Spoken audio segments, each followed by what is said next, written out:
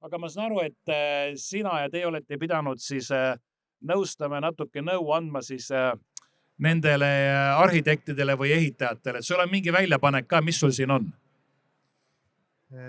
Meil on siin Nõmme gümnaasiumi spordihoone.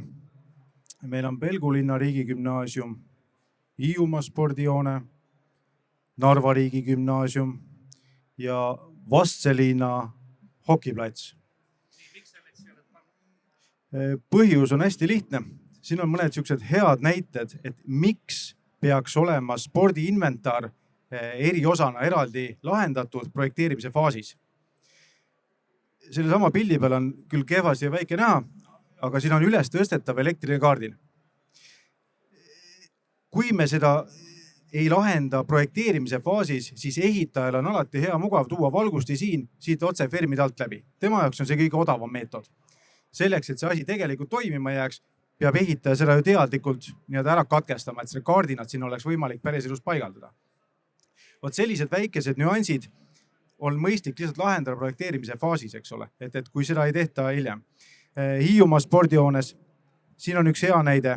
Tellija soovis elektriliselt tõstetavaid kaardinaid.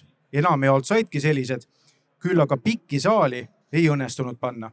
Lihtsalt konstruktiivosa ei võimaldanud kaardinad kokku pakkida piisavalt kõrgele, et oleks piisav mänguruum tagatud, mis oli siis nõutud omakorda lähteülesandes. Pidime panema selle siini peale. Taas kord, väike detail, aga need asjad oleks võinud ära lahendada tegelikult projekteerimise faasis.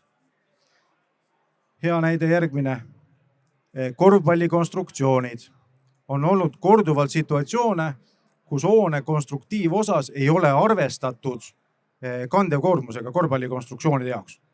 Ometi me ehitame spordihoonet. Sellised väikesed nüansid. Narva riigigümnaasium. Siin ei ole valesti midagi. Siin on hästi ilus pilt. Ainuke asi on see, et klaas korvpalli laua taga. Nimelt mängitakse palli siin. Pallid kipuvad lendama klaasi. Ja siin puhul sai lahendatud see kogu klaasfassaad ühe suure võrkkaardinaga. Tiheda silmaga PVC võrk, mis on siis elektrilt üles tõstetav ja ta kaitseb selle palli löögi siin klaasides ära. Ehk siis see pall ei jõua päris klaasini. Ja siin omakorda on evak-tee veel väljas, mis see asi sai veel seal üles pandud tõstma, nii et nii kui ATS tööl hakkab, siis see kaardin ise automaatselt eest ära tõuseb, eks. Et jälle taaskord selline situatsioon, mis sai tegelikult lahendatud hiljem, vajaduspõhiselt, aga oleks selle asjaga tegelenud õiges faasis, ilmselt oleks jõudnud sellele ennem jaole. Tõenäoliselt oleks ikkagi mingisugused kokkuhoiusid suutnud hoida sellega, jah. See on üks vahva huvitav näide multispordiväljak, mis omakorda on tegelikult hokiväljak. Ehk siis kohalik seltskond tahtis hokiväljakut, aga omavalitsus ütles, et saate multiväljaku. Mida me tegime?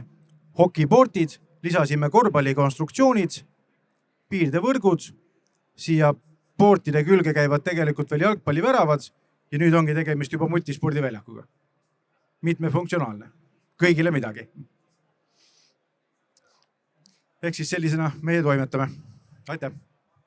Aitäh! See jäähokiväljak näeb tõesti tore välja korvpalli korvidega, siis, et vahepeal saad kossu ka visata. Aga ITS on siis Sportservice, kes aitab, ma saan aru, erinevaid lahendusi välja mõelda hoonetele, aga tark oleks need juba EOS välja mõtelda, seda lihtsam on teha.